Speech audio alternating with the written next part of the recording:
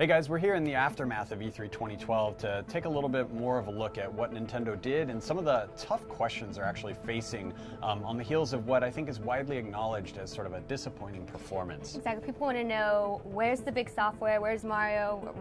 Where's Mario Universe? Where's Zelda? Where's Metroid? Is Wii U going to be another casual Wii console? There are a lot of questions, and company president Satoru Iwata has particularly come out and made a few comments that we thought was worth talking about. Yeah, so I mean, one of the biggest questions I think that a lot of people are wondering is Wii U really going to be able to compete with the 360 and PS3?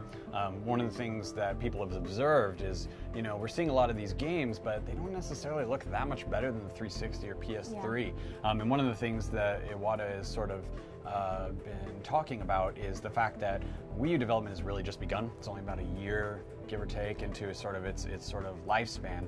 And you know, conversely, 360, PS3, those are like 6, 7 years even. Exactly. These companies have been developing HD games for half a decade, more so than Nintendo. Nintendo's just getting into the HD realm, so obviously their offerings are not going to be necessarily up to par with companies who have been doing it for a long time now. It's going to take them a little while. Yeah, and I mean, it's not necessarily the best excuse, but at the same time, we are seeing companies like Ubisoft being able to put out Assassin's Creed 3, which looks just as good as the other versions. So you do have some concrete examples. So it's not the tech, it's just a matter of who is using it. It's experience. Exactly. It's experience level, basically. And then, you know, obviously, by extension, sort of the conversation inevitably goes to, okay, so if it can stand up to 360, PS3, what about whatever's next? What about the next Xbox? What about the next PlayStation?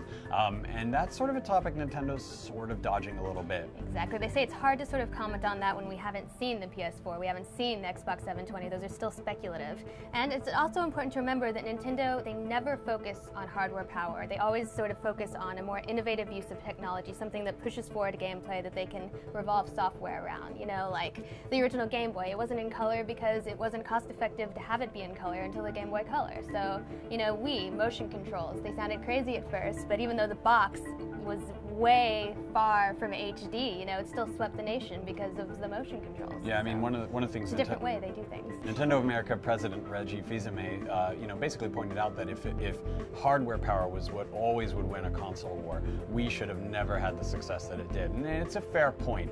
You know, it still doesn't necessarily answer the tough questions facing Wii U, but it is a reasonable point to make. Exactly. And as far as software, Iwata sort of come out and said that what they've shown was launch window, you know, when the game launches early next year, things like that. And apparently he said that they have other things in the works, not just the core franchises, Zelda, Metroid, all that. They also have apparently new things, new IPs, one would guess. So they have some stuff up their sleeves, they're just not showing it yet, which is disappointing. And the executives are sort of maintaining that, you know, third parties have yet to announce all their games. We're hearing from both Nintendo as well as third parties in general just saying like, yeah, there's some more stuff in the pipeline.